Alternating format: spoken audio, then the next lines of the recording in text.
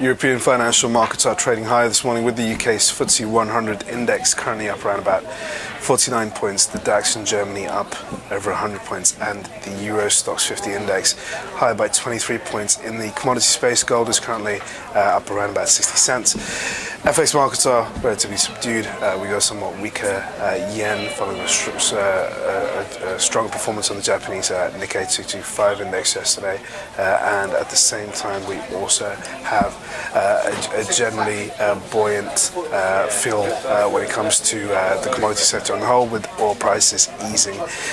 When it comes to core government bonds, we are seeing a bit of a fallout for UK gilts and German bonds, which are currently drifting lower in a sign of a bit of risk appetite on board. Good morning, I'm Ishaq Siddiqui and welcome to your daily market bite.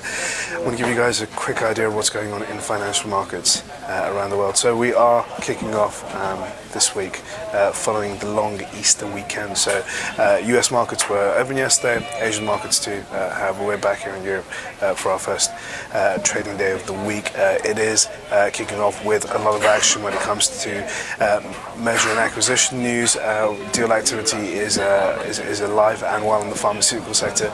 Two big news pieces that's really lifting European share markets this morning is, of course, Novartis and GSK, GlaxoSmithKline, both tying up their consumer healthcare business. They're also doing a bit of a restructure, swapping certain assets, and that will eventually help GlaxoSmithKline return around £4 billion back to shareholders. So pretty good news for GSK and Novartis on that side. And then going on to another reported deal, we have Pfizer and AstraZeneca, which are looking to have a bit of a deal where Pfizer is looking to actually purchase AstraZeneca full out.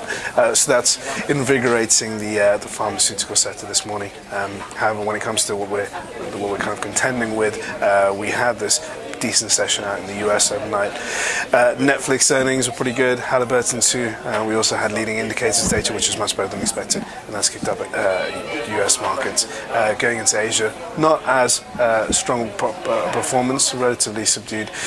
So in Europe this morning, we're really kind of working against those the overnight leads that we've had, which are somewhat mixed to stronger. And at the same time, geopolitical tensions, of course, continue to unnerve the markets, but on the whole, deal activity is helping. Not much on the economic data played this week, but we've got US earnings out from Europe, which are going to be coming in thick and fast during the course of the week. Thank you for watching your daily market bite.